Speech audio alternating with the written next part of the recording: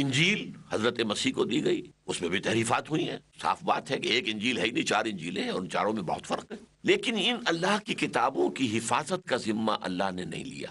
قرآن نازل کیا تو حفاظت کا ذمہ لے لیا، انا نحن نزلنا الذکر وانا لہ لحافظون، ہم نے ہی یہ ذکر نازل کیا ہے اور ہم ہی اس کے محافظ ہیں۔ تو یہ اس کا پہلا حصہ تو تورات کے بارے میں بھی صحیح ہے۔ تورات کس نے نازل کی؟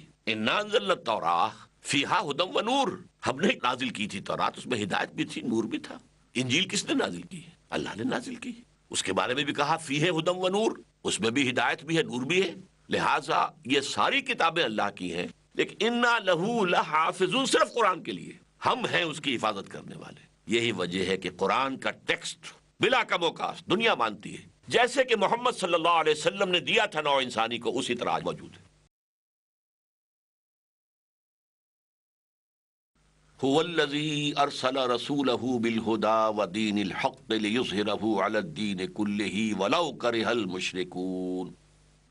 یا ایھا الذین آمنوا هل ادلکم علی تجارۃ تنجیکم من عذاب علیم تؤمنون باللہ ورسولہ وتجاہدون فی سبیل اللہ باموالکم وانفسکم ذالکم خیر لکم ان کنتم تعلمون۔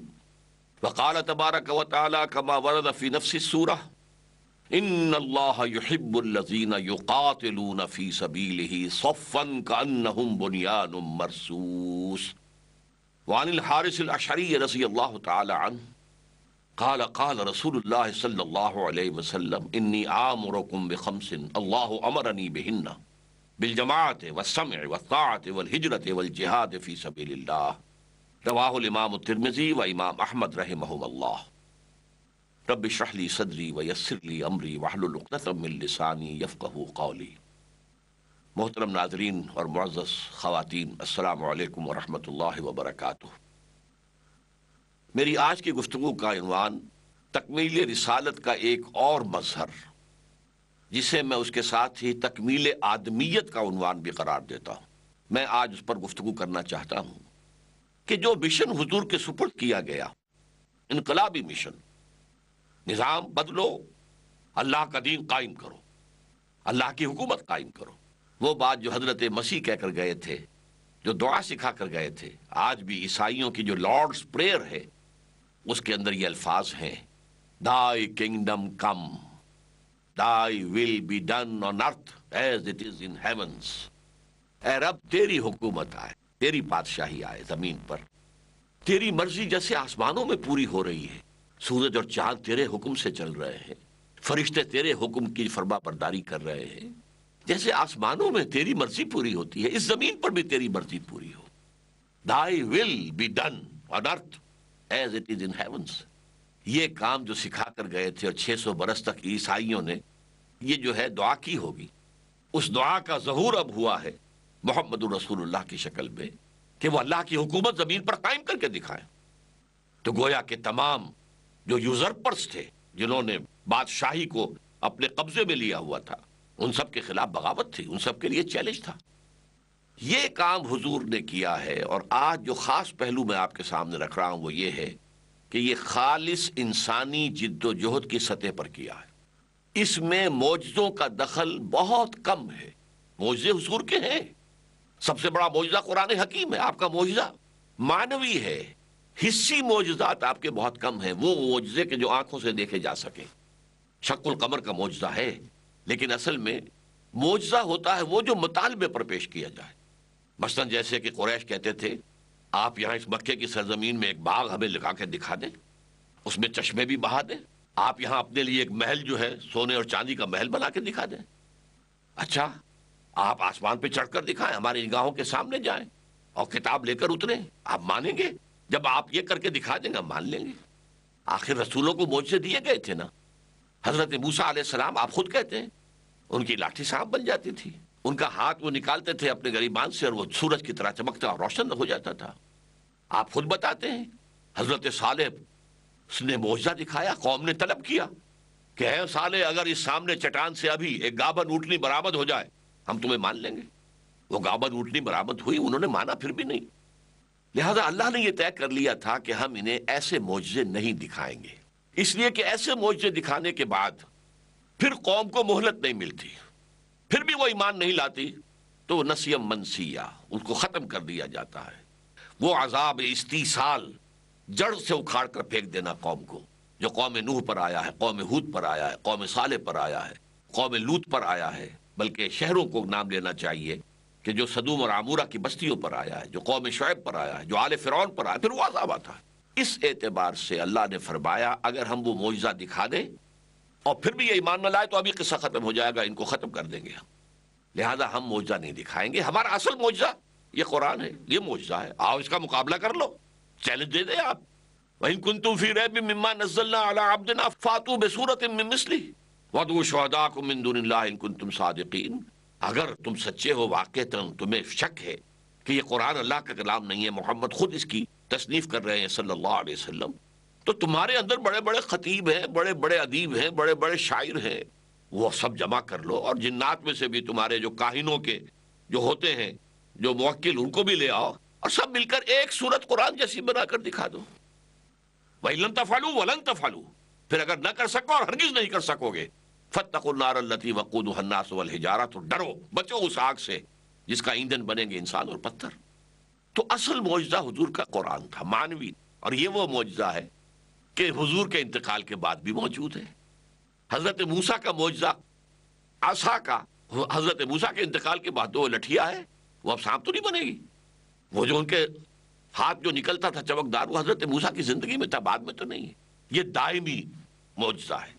لیکن بہرحال جو جد و جہد کی ہے حضور نے، جس کے لیے پھر اللہ نے فرمایا اس آیہ مبارکہ کے بعد سورہ صف کے اندر، هو الذی ارسل رسولہ بالہدی ودین الحق لیظہرہ علی الدین کلہ ولو کرہ المشرکون، وہی ہے اللہ جس نے بھیجا ہے اپنے رسول کو صلی اللہ علیہ وسلم الہدا اور دین حق دے کر، تاکہ غالب کرے اس دین حق کو تمام ادیان پر، دین جمہور پر بھی، دین الملوک پر بھی، تمام ادیان کے اوپر، یا پورے کے پورے نظام زندگی پر، چاہے یہ مشرکوں کو کتنا ہی ناگوار ہو۔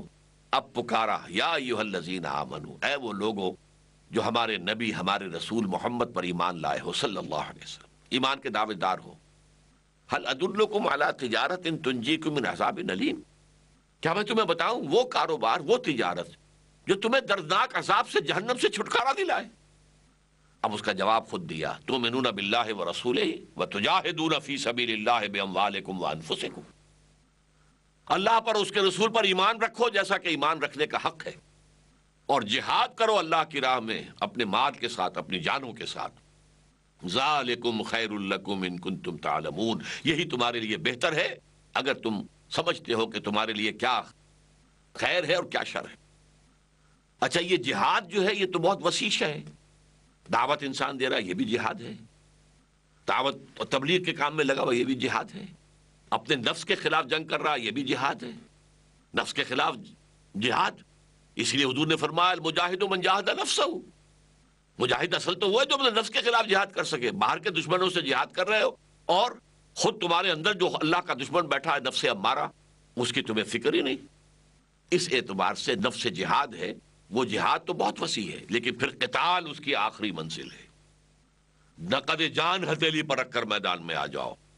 یہی وجہ ہے کہ اسی سورہ مبارکہ میں جہاں یہ مقصد بعثت محمدی بیان ہو گیا، هو الذی ارسل رسولہ بالہدی ودین الحق لیظہرہ علی الدین کلہ، اور اس کے لیے جہاد کی دعوت دی گئی، وہیں پر یہ فرما دیا گیا اس جہاد کی ایک چوٹی ہے قتال، جنگ، نقد جان ہتھیلی پر رکھ کر میدان میں آ جانا۔ اس لیے کہ جنگ میں آپ جانتے ہیں کہ جنگ میں تو ظاہر بات ہے کہ جو آدمی جاتا ہے وہ گویا کہ جان کا رسک لیتا ہے، وہ تو واپس آ گئے تو یہ سمجھیے نئی زندگی ہے۔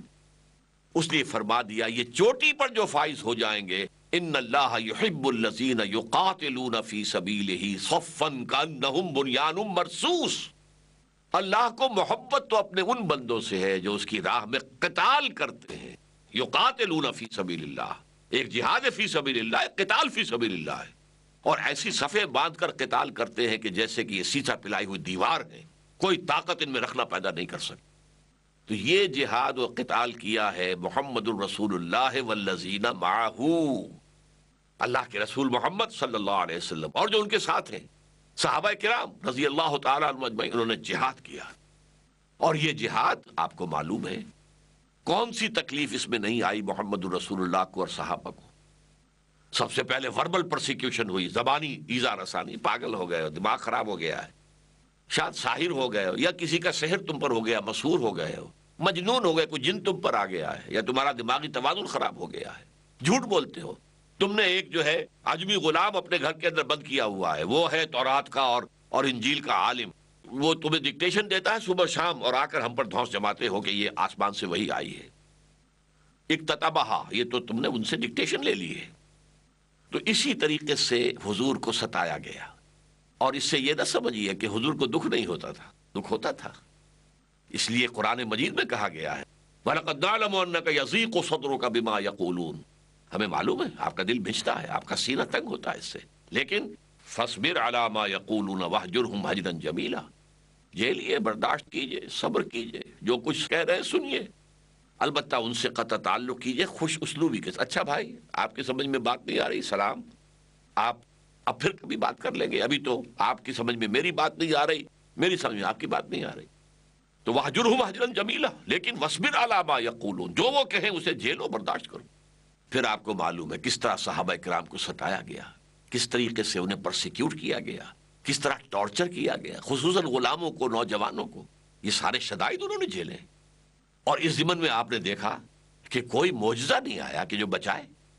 جبکہ ابو جہل جو ہے ٹارچر کر رہا تھا، اور پھر اس نے شہید کر دیا حضرت سمیہ کو اور حضرت یاسر کو رضی اللہ تعالی عنہما. تو نہ کوئی معجزہ ہوا، نہ مسلمانوں کی طرف سے کوئی دفاع ہوا، اس لیے کہ حضور نے روکا ہوا تھا، جھیلو، برداشت کرو. اس لیے کہ ابھی ہماری تعداد کم ہے، ہم نے جوابی کارروائی کی تو ظاہر بات ہے کہ دشمن ہمیں کچھ کر رکھ دے گا. تو we have to gain time, ہمیں تو بریدنگ اسپیس چاہیے، لہذا جھیل لو، برداشت کرو. حضرت سمیہ اور حضرت یاسر شہید کر دیے گئے. حضرت بلال کے ساتھ جو ہوا، یہ سب کچھ ہوا کہ نہیں ہوا؟ خود 3 برس کی قید کاٹی ہے محمد الرسول اللہ اور تمام صلی اللہ علیہ وسلم اور ان کا پورا گھرانہ بنو ہاشم کا. 2 پہاڑوں کے درمیان گھاٹی، شیب ابی طالب بھی اسے کہتے ہیں، شیب بنی ہاشم بھی کہتے ہیں. اس کے اس سرے کے اوپر ادھر بھی پہاڑ، ادھر بھی پہاڑ، ادھر بھی پہرا، ادھر بھی پہرا، کوئی کھانے پینے کی چیز اندر نہیں جائے گی. یہ حال ہوا ہے کہ بنی ہاشم کے چھوٹے چھوٹے بچے پھول جیسے وہ بلک رہے ہیں، کچھ نہیں ہے سوائے اس کے کہ سوکھے چمڑے ابال کر ان کا پانی ان کے حلق میں ٹپکایا جا رہا ہے. یہ سختیاں جھیلی ہیں محمد رسول اللہ صلی اللہ علیہ وسلم. وہاں من و سلوہ نازل نہیں ہوا، اللہ اتار نہیں سکتا تھا.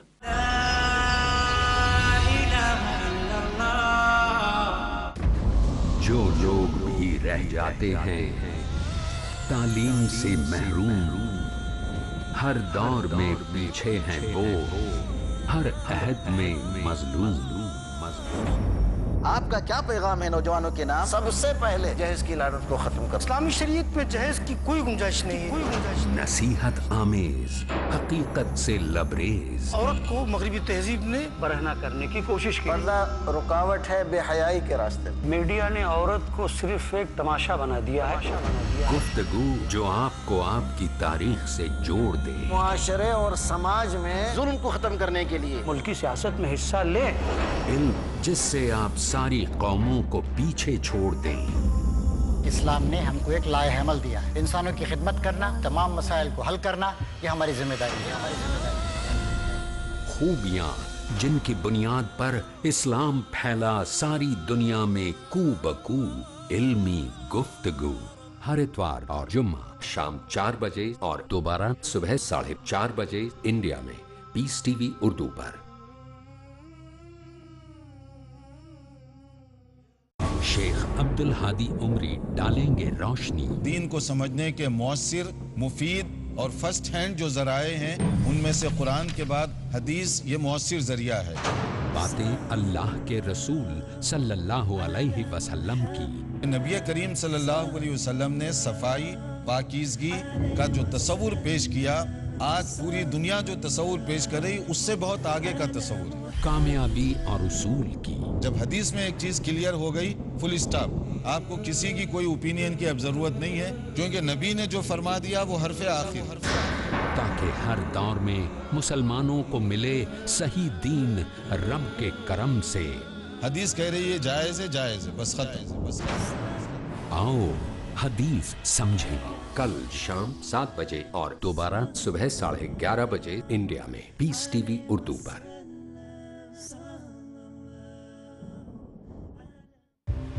آسٹیپ The responsibility of teaching your children is yours. Our concern, and help them to change their lives. our approach, Muslims can get seduced by the non-Muslim world. The best gift a mother can give to the baby is the breast milk. remedy for different issues.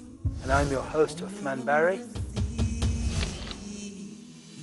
We'd like to welcome you to the program Raising Children. Get ready to know the real and valid solutions to your problems in raising children. कल शाम 5 बजे और दोबारा सुबह 11 बजे India में piece TV Urdu पर।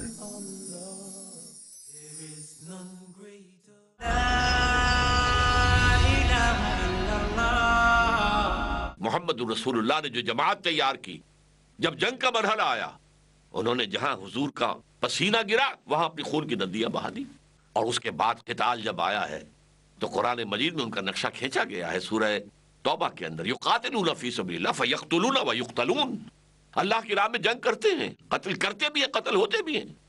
ग़ज़वा बदर के अंदर 70 बड़े अकाबिर सरदार जो थे कुरैश के मारे गए, वासिले जहन्नम हुए, और सिर्फ 14 सहाबा शहीद हुए, 13 ऑन द स्पॉट, और एक जो जख्मी हो गए थे वो रास्ते में मदीना जाते हुए फौत हो गया। 14।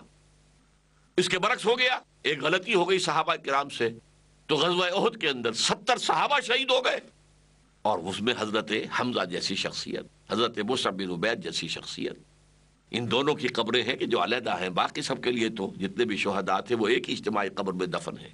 दामन उहद में आप जब जाते हैं हज करने के लिए, उम्रा करने के लिए, वहां देखते हैं एक कंपाउंड में ये 2 कब्रें हैं, हजरत हमजा, और कौन है हमजा? हुजूर के चचा भी हैं, चचा भतीजे का रिश्ता भी है, खालाजाद भाई होने का रिश्ता भी है, दूध शरीक भाई होने का। एक ही लौंडी ने दोनों को दूध पिलाया। दूध शरीक भाई अरब में तो हकीकी भाइयों की मानंद हो जाते थे। और फिर ये कि साथ के खेले हुए हमजोली भी हैं, असदुल्लाह भी हैं, असद रसूल ही भी हैं। और इन सब का जो आपने देखा, इनकी लाशें आई हैं। हजरत हमजा की नाक कटी हुई है, कान कटे हुए हैं, पेट चाक करके कलेजा चबाया गया है। ये सख्तियां झेली है मोहम्मद रसूलुल्लाह सल्लल्लाहु अलैहि वसल्लम ने। आपको मालूम है ग़ज़वा अहज़ाब में क्या हुआ है? कुछ खाने पीने को नहीं, 12,000 का लश्कर आ गया। और उस 12,000 के लश्कर ने जो घेरे में लिया है तो रास्ते बंद हो गए, बाहर से कोई भी रसद नहीं आ सकती, खाने पीने की चीजें नहीं आ सकती, फाकों पर फाके हो रहे हैं, महासरा तूल खींच रहा है। हजरत सलमान ने मशवरा दिया रजी अल्लाह तआला अन्हु कि खंदक खोद लिया करते हैं ऐसे हालात में, हमारे ईरान में ये तरीका है, हुजूर ने पसंद किया, खंदक खोदो। अब फाका ज़दा है, शदीद सर्दी है, और खंदक खोद रहे हैं, खंदक खोद रहे हैं, खुद हुजूर भी लगे हुए साथ।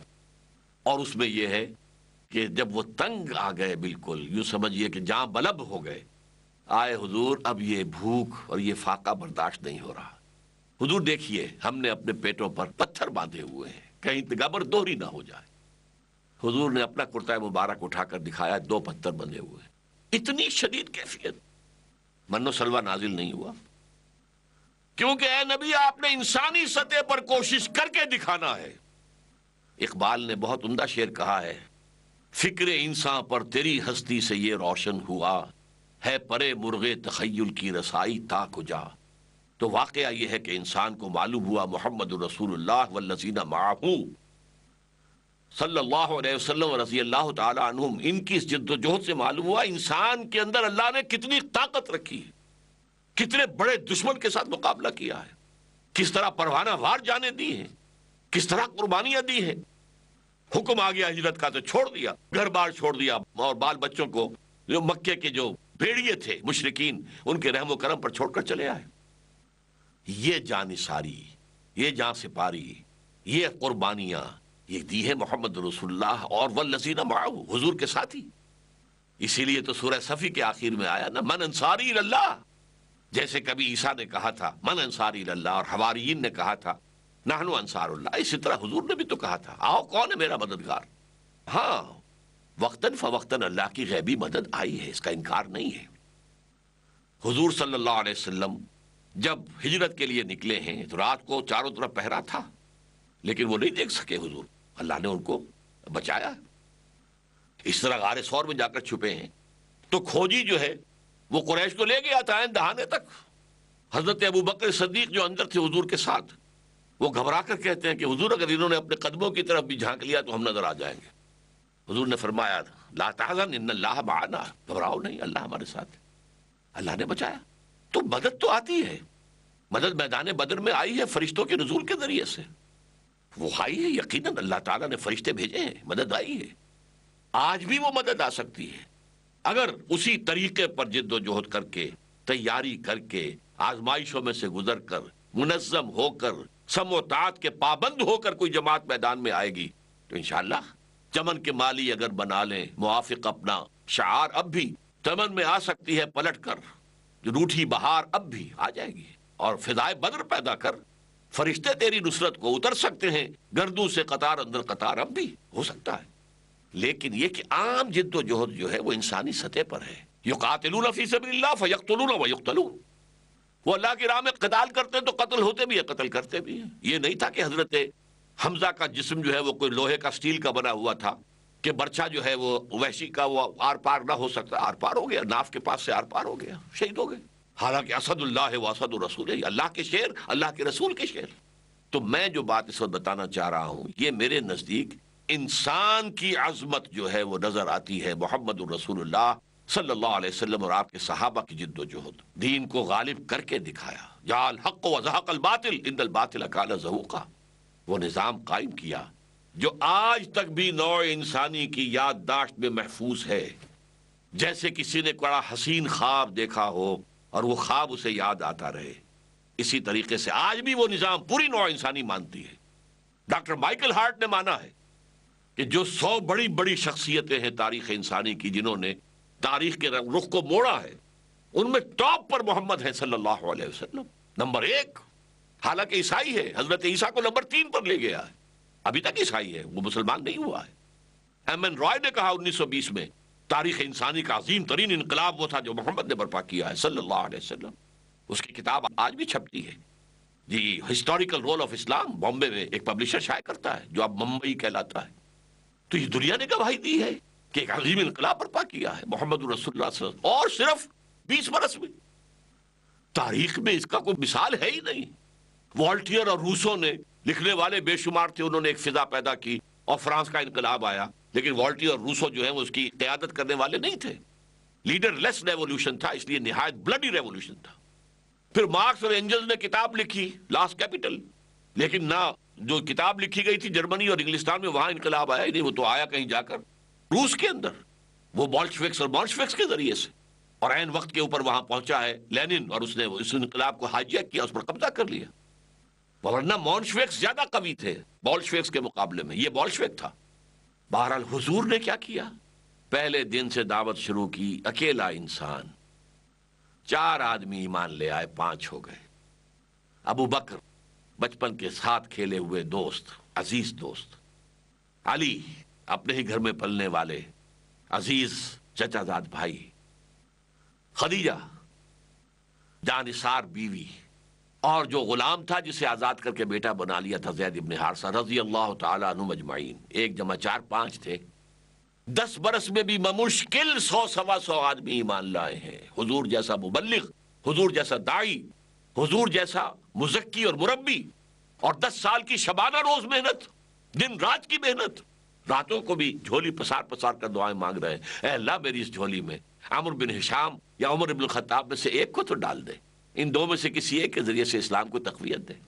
اس جد و جہد کے اندر حضور صلی اللہ علیہ وسلم بالکل زمین پر قدم بقدم چل کر، تکلیفیں جھیل کر، قربانیاں دے کر، آزمائشوں سے گزر کر، جانیں دے کر آپ نے انقلاب برپا کیا، لیکن ایک لائف سپین میں۔ کل 23 برس ہے وحی کے آغاز کے بعد سے انتقال تک، اور عرب میں انقلاب جو ہے نظام پیدا ہو گیا تھا وہ تو در حقیقت سن 8 کے اندر ہو گیا۔ 20 برس ہے کل، ٹوٹل 20 ایئرس، اور ہر لمحے کے لیے، ہر لمحے میں، ہر جگہ جو ہے وہ آپ ہی قائد ہیں، آپ ہی اسٹریٹ پریچر تھے مکے کے اندر، گلیوں میں گھوم رہے ہیں، یا ایھا الناس قولوا لا الہ الا اللہ تفلحوا، اے لوگوں کہہ دو لا الہ الا اللہ تم کامیاب ہو جاؤ گے۔ لوگ تالیاں پیٹ رہے ہیں، مذاق اڑا رہے ہیں، بچے جو ہیں چاروں طرف ہیں، کوئی کنکریاں مار رہا ہے، کچھ نے کچھ اور کیا ہے، لیکن آپ کہہ رہے ہیں وہی شخص جو مکے میں اسٹریٹ پریچر تھا صلی اللہ علیہ وسلم، فداہ آباؤنا و امہاتنا، وہی شخص ہے کہ جو بدر میں کمانڈ کر رہا ہے آرمی کو۔ احد میں سپہ سالار کون تھے؟ خندق میں کون تھے؟ وہی سپہ سالار ہے، وہی ہیڈ آف دی اسٹیٹ ہے. مدینے میں اگر کوئی چھوٹی سی ریاست وجود میں آ گئی تو who was the head of the state? Who was the chief justice? محمد صلی اللہ علیہ وسلم. یہ تاریخ کے اندر کوئی ایسی شخصیت آپ کو نہیں مل سکتی. اسی لیے مائیکل ہارٹ نے کہا کہ میں جو نمبر 1 پر لے کر آیا ہوں محمد کو صلی اللہ علیہ وسلم، وہ اس لیے because he is the only person supremely successful on both the religious and secular levels. انسانی زندگی کے 2 حصے ہیں، مذہبی اور سیکولر. اس لیول پر بھی انتہائی کامیاب، اس لیول